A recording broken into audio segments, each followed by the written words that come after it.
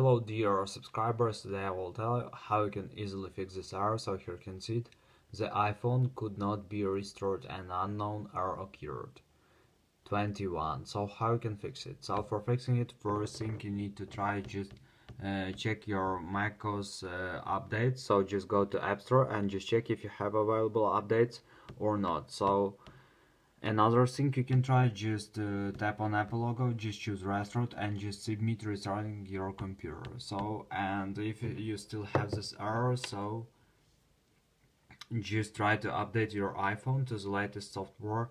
So just open the settings, just find here general, and in the general you need to open software update.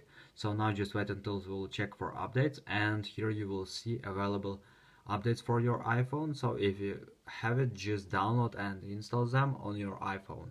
So I hope that it will help you. Thanks for watching, have a nice day, subscribe to my channel, click like, and goodbye.